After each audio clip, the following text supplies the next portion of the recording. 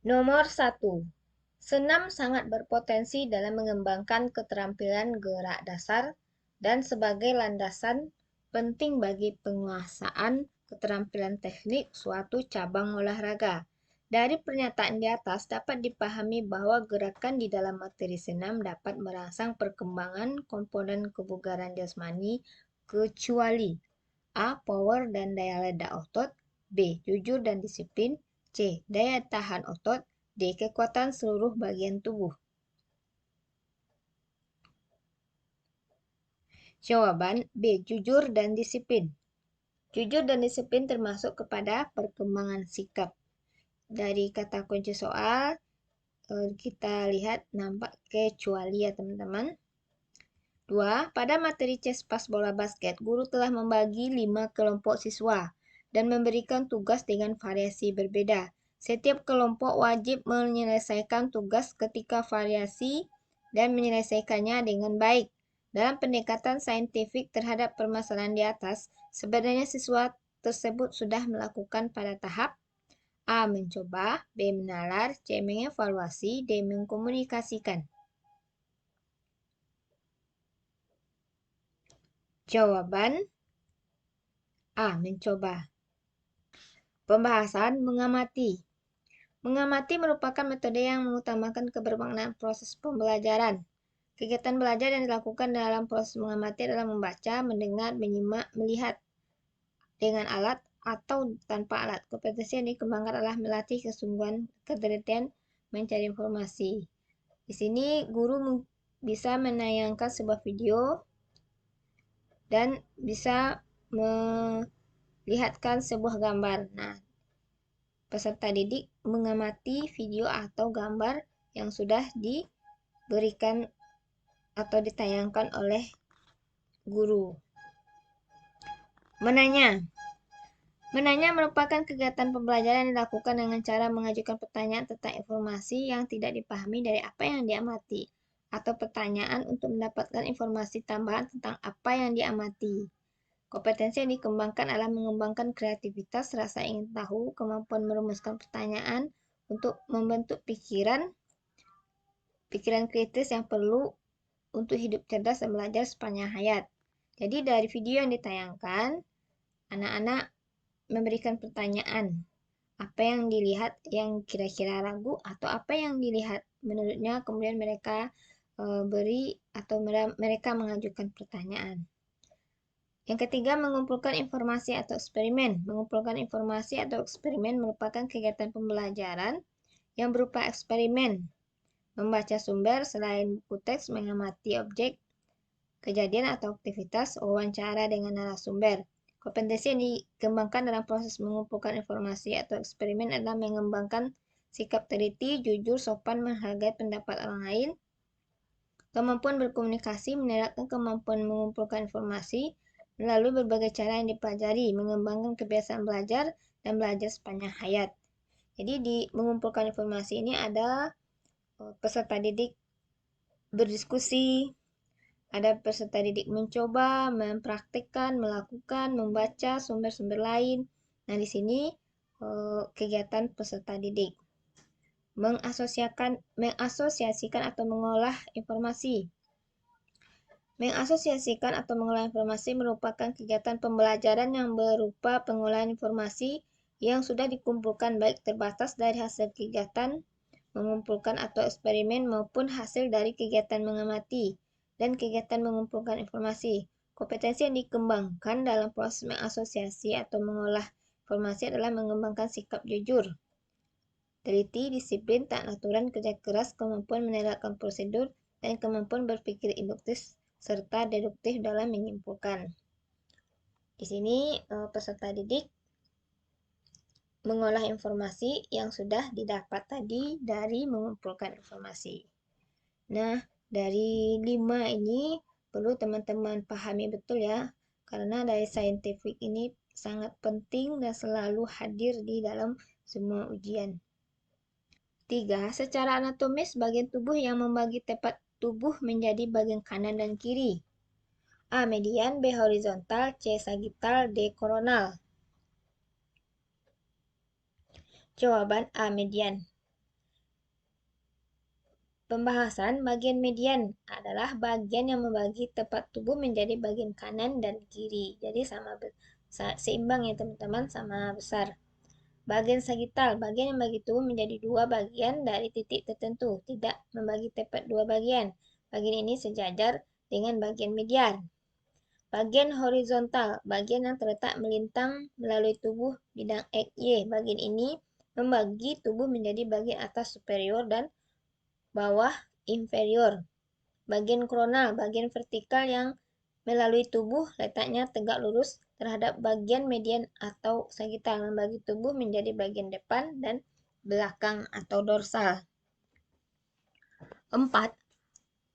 Pada lompat jauh, guru PJOK mengukur hasil lompatannya dengan meteran. Hal tersebut menunjukkan bahwa indikator penilaian memenuhi prasyarat A. Objektif, B. Valid, C. Relevan, D. Reliable. Jawaban valid. Penilaian valid berarti menilai apa yang harus dinilai dengan menggunakan alat yang sesuai untuk mengukur kompetensi, sehingga penilaian tersebut menghasilkan informasi yang akurat tentang aktivitas belajar. Prinsip dasar penilaian objektif menitik beratkan pada kemampuan memberikan penilaian dengan mempertimbangkan hubungan antar elemen yang tersusun menjadi sesuatu yang baik pada suatu objek, karya, dan objek yang mampu menciptakan keindahan atau susunan yang baik. Definisi reliable adalah alat penilaian, ketepatan, atau keajegan alat penilaian dalam menilai apa yang dinilai. Artinya, kapanpun alat penilaian itu digunakan akan memberikan hasil yang sama. Jadi, yang diminta dari soal adalah menggunakan alat meteran. Jadi, yang pasnya B, valid. Guru PJOK harus memahami pengertian pendidikan kesehatan terhadap peserta didik. A. Profesi membantu tercapainya program rehabilitasi. B. Profesi membantu tercapainya program pengobatan. C. Profesi yang mendidik tentang kesehatan. D. Profesi membantu perawat peserta didik. Jawaban C. Profesi yang mendidik tentang kesehatan. Pendidikan kesehatan adalah suatu proses perubahan pada diri seseorang yang dihubungkan dengan pencapaian tujuan kesehatan individu dan masyarakat. Jadi guru PJOK memberikan pendidikan mengenai kesehatan pribadi, kesehatan lingkungan, dan kesehatan lainnya di dalam materi PJOK. Di sini teman-teman pastinya sudah tahu ya. 6. Langkah-langkah pembelajaran pada pendekatan saintifik diawali dengan kegiatan pengamatan. Kegiatan pengamatan dapat dilakukan melalui tayang video dengan menggunakan LCD proyektor. Jika sekolah tidak terdapat LCD proyektor, maka yang dapat dilakukan adalah A. Menonton di rumah, B. Meminjam dari sekolah lain, C. Menyuruh siswa membawa dari rumah, D. Menggunakan laptop. Jawaban D. Menggunakan laptop. Untuk pembahasan, menonton di rumah tentu tidak mungkin ya teman-teman. Kemudian meminjam dari sekolah lain, karena kita setiap pertemuan, nah mungkin kita meminjam dari sekolah lain yang kadang-kadang sekolah tersebut mempunyai LCD proyektor 1 atau 2 dan mereka pun menggunakan. Yang ketiga, menyuruh siswa membawa dari rumah. Mungkin mereka ada, mungkin tidak, cuma tidak layak pula mereka membawa. Yang keempat, atau D, menggunakan laptop. Nah, sini rata-rata semua guru sekarang mempunyai laptop. Jadi, kita gunakan apa yang ada ketika kita memberikan pembelajaran atau video. Nah, saya juga sering menggunakan laptop pribadi untuk menayangkan tentang materi yang menggunakan video. Nomor 7. Guru PJOK harus dapat mempertimbangkan penggunaan modifikasi permainan dengan alasan, kecuali berolahraga dengan peralatan dan peraturan yang dimodifikasi akan mengurangi cedera peserta didik. B. Pembelajaran yang dimodifikasi akan mampu mengembangkan keterampilan peserta didik lebih cepat dibanding dengan peralatan standar. C. Pembelajaran dimodifikasi tidak menumbuhkan kreativitas, kegembiraan dan kesenangan peserta didik dalam situasi kompetitif. D. Peserta didik belum memiliki kematangan fisik dan emosional seperti orang dewasa.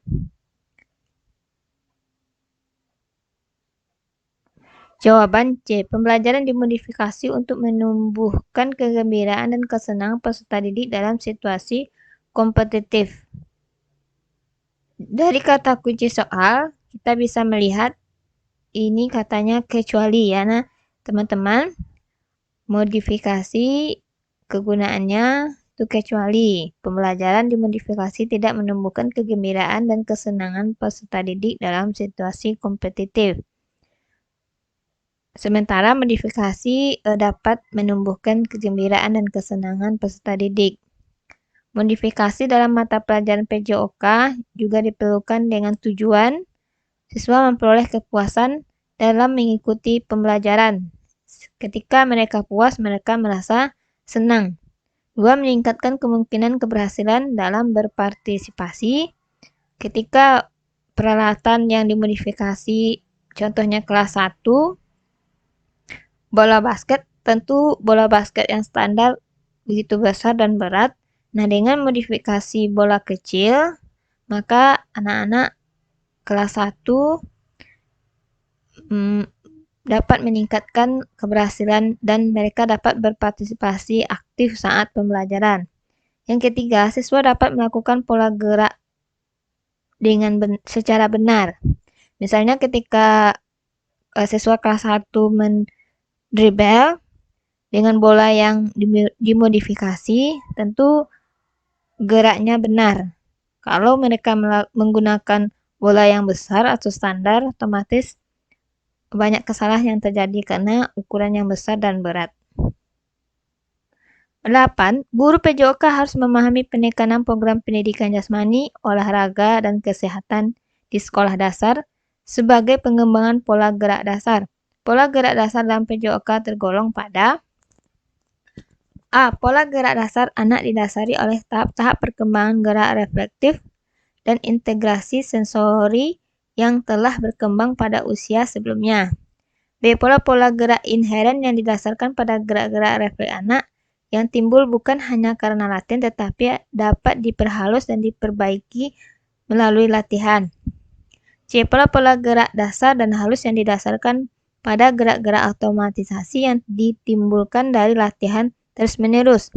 D. Pola-pola gerak yang efisien dan efektif yang timbul melalui latihan yang terus-menerus.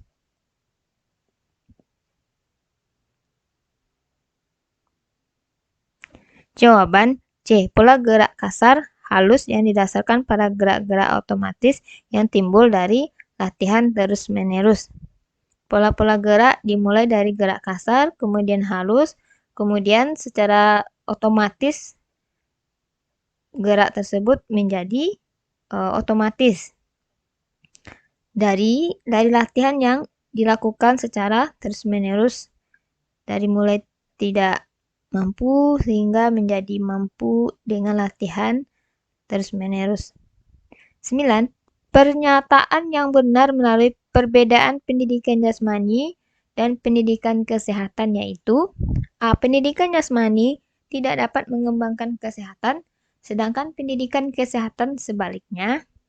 B. Pendidikan jasmani membentuk individu dengan kebutuhan aktivitas pengisian waktu dan keterampilan psikomotorik saja, sedangkan pendidikan kesehatan membentuk individu secara menyeluruh. C. Pendidikan jasmani memiliki fokus pada materi kebugaran jasmani terkait dengan kesehatan dan keterampilan, sedangkan pendidikan kesehatan pada materi kebugaran jasmani terkait dengan kesehatan. D. Pendidikan jasmani menitik beratkan pada sistem penilaian akhir, sedangkan pendidikan kesehatan pada nilai penambahan. Jawaban C. Pendidikan jasmani memiliki fokus pada materi kebugaran jasmani terkait dengan kesehatan dan keterampilan, sedangkan pendidikan kesehatan pada materi kebugaran jasmani terkait dengan kesehatan. 10. Seorang guru PJOK harus memahami teori belajar. Salah satu manfaat teori belajar bagi guru PJOK adalah Dengan teori belajar, guru PJOK dapat menegur peserta didik yang ribut. B. Dengan teori belajar, guru PJOK dapat melakukan prediksi yang akurat tentang hasil belajar. C. Dengan teori belajar, guru PJOK berkesempatan untuk melakukan diskusi. D. Dengan teori belajar, guru PJOK mampu bertindak tegas. Jawaban B. Teori belajar, guru PJOK dapat melakukan prediksi yang akurat tentang hasil belajar. Selain itu, teori belajar dapat membantu guru memahami bagaimana siswa belajar. Mungkin dengan teori belajar behavioristik, teori belajar kognitif, teori belajar konstruktivistik, teori belajar humanistik, dan yang lain-lainnya. Membimbing guru untuk merancang dan merencanakan proses pembelajaran. Memandu guru untuk mengelola kelas. Jadi dari teori-teori tersebut dapat membantu guru dalam pembelajaran. 11. Berikut salah satu rumusan standar kompetensi. Mempraktekkan teknik dasar bola kecil dengan menekankan gerak dasar fundamental. Manakah rumusan indikator pencapaian kompetensi yang sesuai? A. Setelah mempelajari materi ini, Anda dapat menjelaskan dan mengidentifikasi lempar tangkap bola dengan 4 variasi berbeda dengan benar. Maksudnya peserta didik ya teman-teman. B. Setelah mempelajari materi ini, peserta didik dapat memahami dan menjelaskan lempar tangkap bola dengan 4 variasi berbeda dengan benar. C. Setelah mempelajari materi ini, peserta didik dapat mempraktekkan lempar tangkap bola dengan 4 variasi berbeda dengan benar. D. Setelah mempelajari materi ini, peserta didik dapat mengevaluasi gerak lempar tangkap bola dengan 4 variasi berbeda dengan benar. Jawaban C. Setelah mempelajari materi ini, peserta didik dapat mempraktikkan lempar tangkap bola dengan 4 variasi berbeda dengan benar. Kata kunci dari soal adalah mempraktikkan. Mempraktikkan termasuk kepada KI 4, yaitu keterampilan. Sementara untuk opsi A, mempelajari dan dapat menjelaskan. Menjelaskan itu kepada KI 3. Yang opsi B, memahami. Sama ya teman-teman. KI 3 dan opsi D, mengevaluasi. Jadi untuk yang paling tepatnya adalah mempraktekkan. 12. Guru PJOK dalam mengatasi kesulitan belajar anak yang diakibatkan oleh media pembelajaran, terutama alat-alat pembelajaran yang tidak sesuai dengan pertumbuhan dan perkembangan anak, maka A. Memberikan umpan balik dan tindak lanjut pembelajaran. B. Memodifikasi pembelajaran dan alat-alat pembelajaran yang sesuai dengan kemampuan fisik dan psikis anak. C. Memodifikasi instrumen penilaian ke level yang lebih mudah. D. Menurunkan tingkat kesulitan indikator pencapaian kompetensi.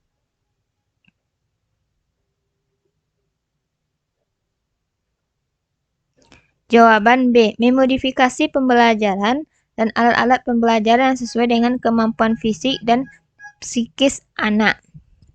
Kata kunci dari soal yang tidak sesuai dengan kemampuan fisik, maka mengarah kepada modifikasi alat-alat. Alat-alatnya ya seperti bola atau lapangan atau yang lainnya teman-teman.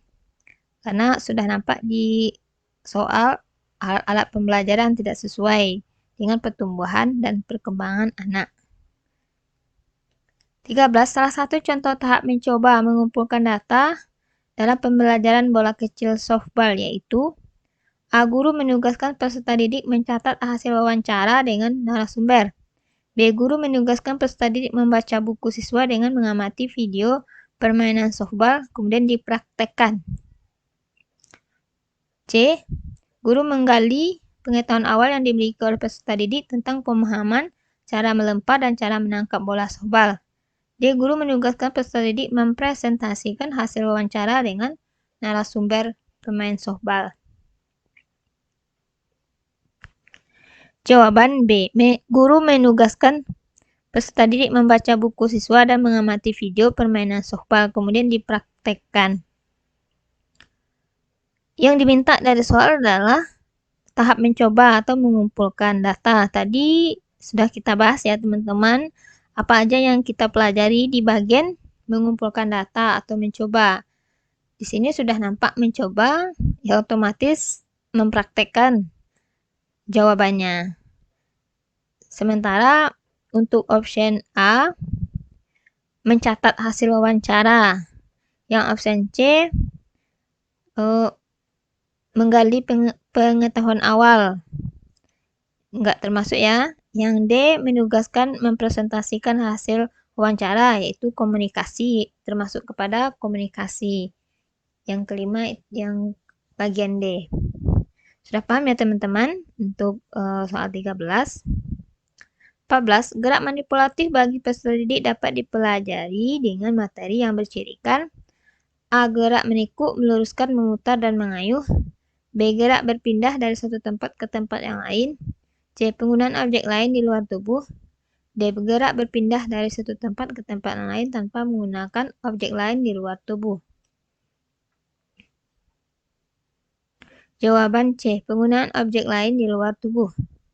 Untuk pengertian dari gerak manipulatif adalah salah satu bentuk aktivitas gerak dasar yang dilakukan anggota badan dengan menggunakan objek seperti menendang bola, melempar bola, mendorong benda, memukul bola, memantulkan bola, serta menggulingkan bola, menerima dan menangkap bola, dan menghentikan bola.